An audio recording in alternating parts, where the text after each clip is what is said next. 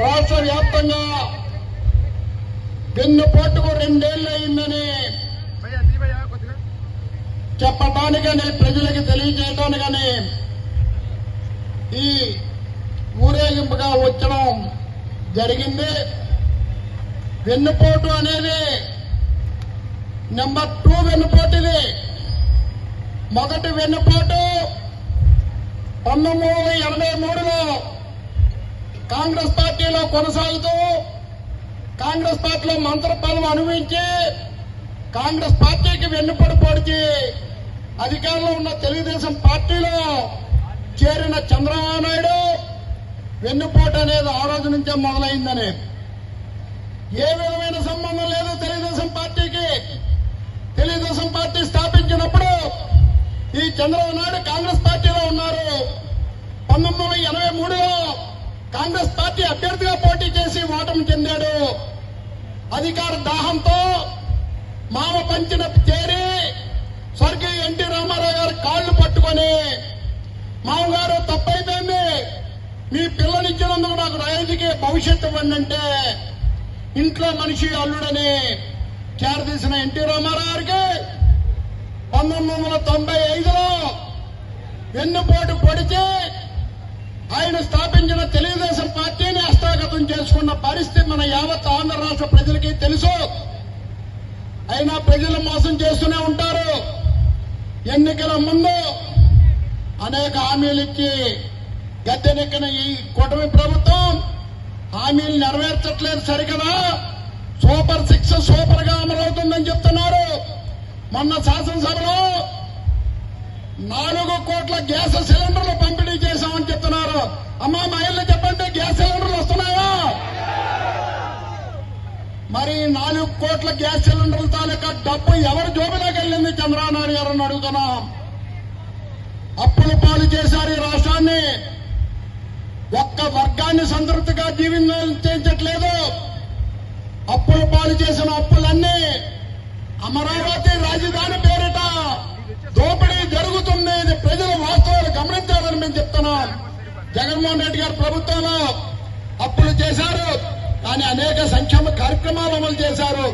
రూపాయితో సహా లెక్కలు చెప్పేవారైనా ఇదిగో మేము తెచ్చాము, ఇది ఇచ్చామని నువ్వు ఎక్కడైనా చెప్తున్నారా చంద్రబాబు నాయుడు అడుగుతున్నాం.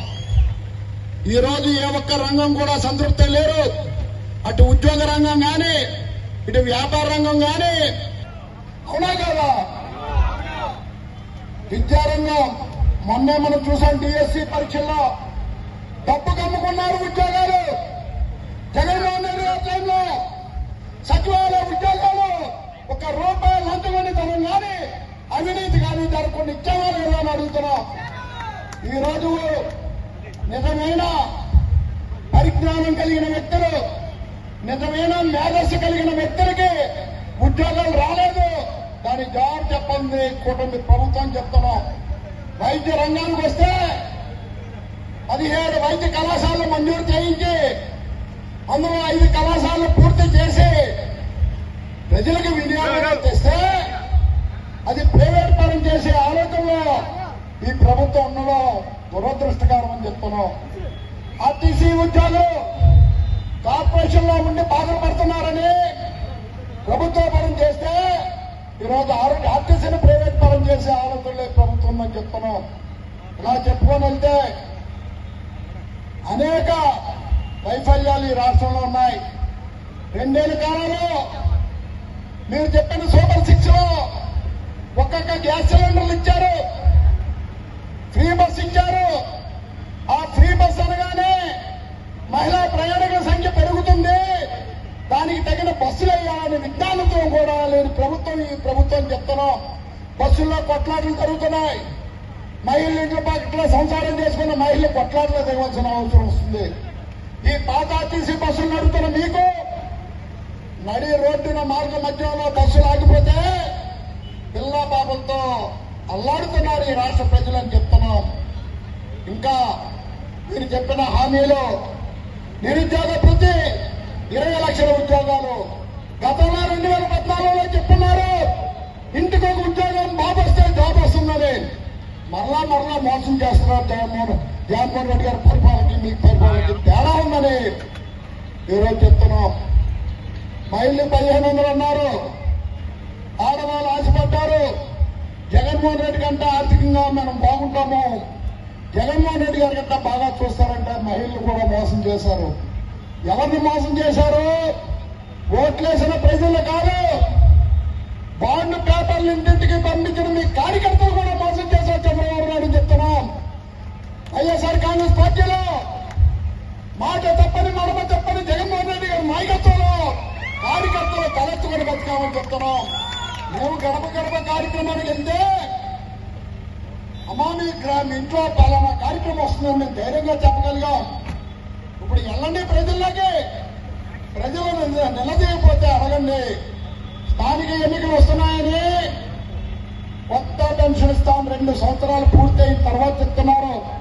ఈ 2 సంవత్సరాల కాలంగా 60 సంవత్సరాల నిండి వాళ్ళు కానీ, వికలాంగులు కానీ, భర్త చనిపోయిన వాళ్ళు కానీ ఆర్థిక ఇబ్బందులు మీ కంటి దృష్టికి రాలేదా చంద్రబాబు నాయుడు అని అడుగుతున్నాం. వాణిజ్య రంగం కానీ, వ్యాపార రంగం కానీ, విద్యారంగం కానీ, వైద్య రంగం కానీ ఏ రంగంలో కూడా మీరు ముందుకు తీసుకెళ్లేపారు ఈ రాష్ట్రాన్ని అని చెప్తున్నాం.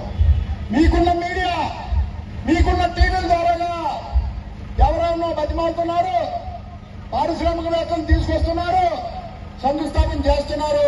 అమ్మాయి శంకుస్థాపన చేసే వేలాది ఉద్యోగాలు వస్తాయని చెప్తున్నారు.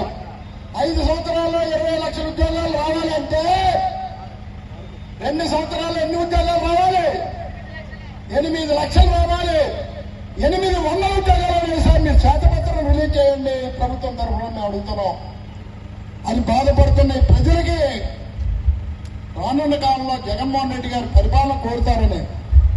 ఎందుకంటే చెప్పిన అన్ని సంక్షేమ కార్యక్రమాలు అమలు చేస్తూ నెల అయ్యేసరికి ప్రతి కుటుంబానికి, సంవత్సరం అయ్యేసరికి 1,00,000 రూపాయలు తక్కువ లేకుండా ప్రతి కుటుంబానికి వస్తున్న పరిస్థితి ఈ రోజు ఎక్కడైనా ఉందని అడుగుతున్నాం.